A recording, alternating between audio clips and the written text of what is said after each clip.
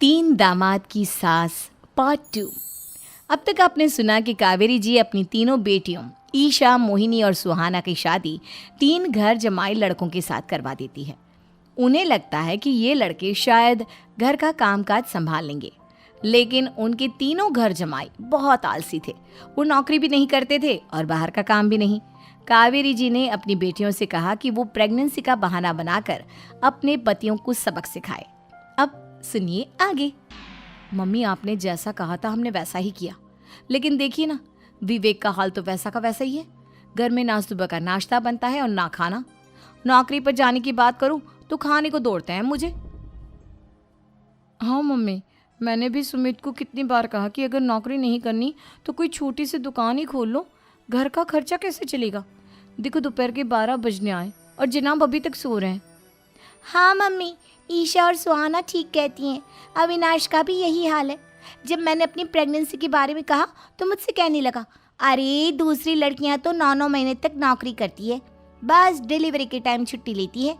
मोहिनी, तुम भी नौकरी करो। अब मुझे कहाँ नौकरी मिलेगी। मम्मी बताओ अब मैं क्या करूँ।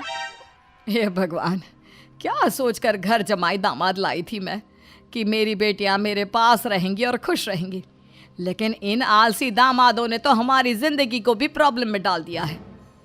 मैं तो कहती हूँ मम्मी, हम लोग वापस अपनी जॉब पर जाना शुरू कर देते हैं। बता देते हैं इन लोगों को कि हमने प्रेगनेंसी का बहाना किया है। नहीं नहीं बेटा, ऐसी गलती भी मत करना। अगर तुमने ऐसा किया तो इन तीनों की आदत और ख़राब हो जाएगी।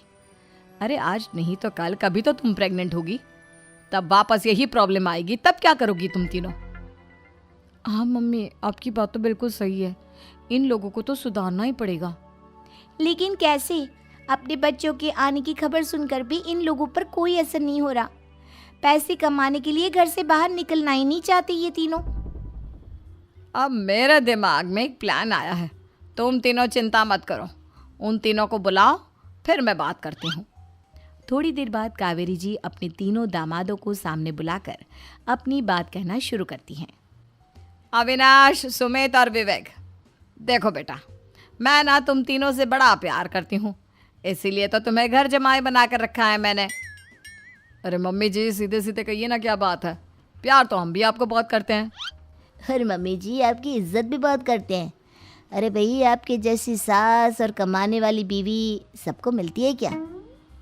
हाँ मम्मी, विवेक और सुमित ठीक कह रहे हैं। आपकी बेटी से शादी करके मेरी तो ज़िंदगी ही अच्छी हो गई है। जानती हूँ मैं, और ये भी जानती हूँ कि तुम तीनों अपने अपनी बीवियों से बहुत प्यार करते हो। बेटा, बात ऐसी है कि हमारे कुल गुरु ने कहा है कि प्रेग्नेंट होने के बाद मेरी तीनों बेटियाँ शुरू के 4 महीने हमारे गांव में जाकर रहेगी, जहाँ मेरे चाचा जी रहते हैं। अरे लेकिन क्यों मम्मी, गांव में जाकर रहने की क्या ज़रूरत है इन तीनों को। वो क्या है ना बेटा, हमारे परिवार को एक श्राप है।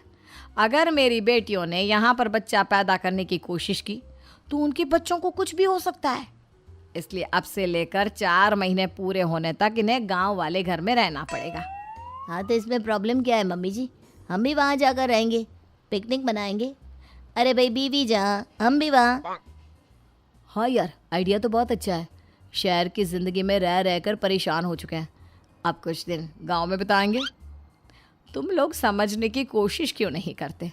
तुम में से कोई भी वहाँ नहीं जा सकता, और मैं यहाँ रहूँगी ना तुम तीनों के साथ।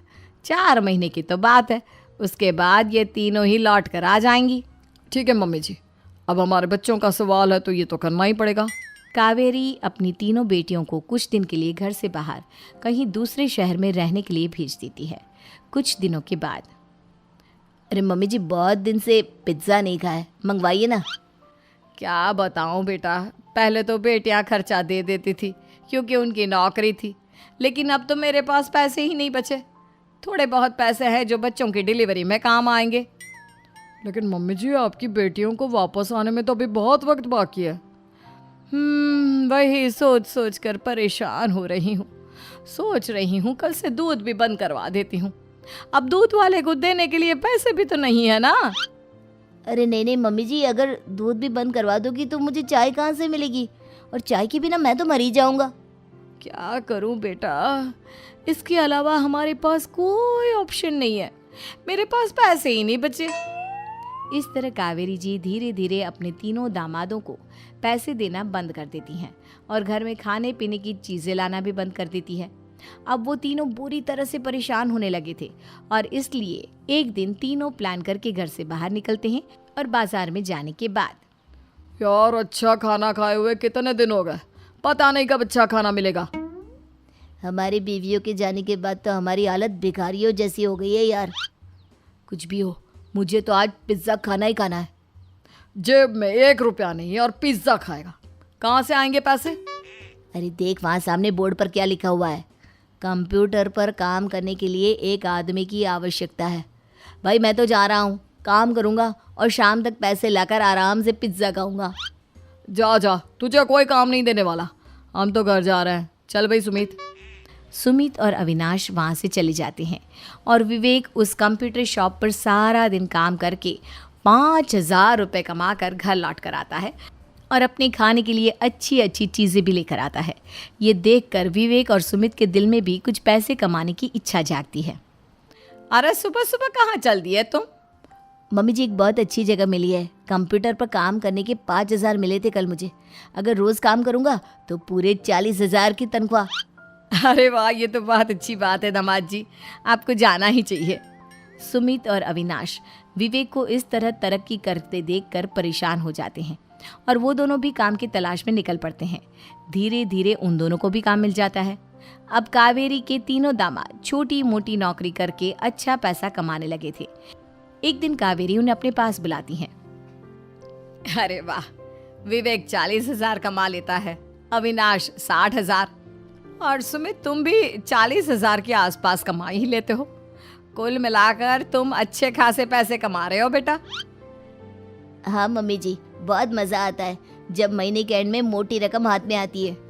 पूछिए मत मम्मी जी, घर में रहकर रोटी बना बना कर और तो जैसा महसूस होने लगा था मुझे तो। हाँ बेटा, तुम तीनों की बात तो बिल्कुल ठीक है और जानते हो अब तुम तीनों की पत्नियां भी वापस लौट कर आने वाली है। लेकिन मम्मी जी अभी तो उन्हें गए सिर्फ 2 महीने हुए हैं, आपने तो कहा था वो 4 महीने के बाद लौट कर आएंगी। ऐसा कुछ नहीं है बेटा, मैं सिर्फ तुम तीनों को सबक सिखाना चाहती थी कि आदमी घर में बैठकर बीवी की कमाई खाता हुआ अच्छा नहीं लगता। इस दुनिया में हर इंसान को मेहनत करनी चाहिए, काम करना चाहिए, चाहे वो औरत हो या आदमी, ताकि अपने परिवार को संभाल सके। कावेरी की बात सुनकर उन तीनों को अपनी गलती का एहसास होता है और कावेरी उन्हें सच बता देती है कि ईशा, सुहाना और मोहिनी शहर में ही कहीं दूसरी जगह रह रहे थे। शाम के वक्त उन तीनों की पत्नियां लौट कर आ जाती है और कावेरी जी का परिवार एक खुशहाल परिवार की तरह रहने लगता है।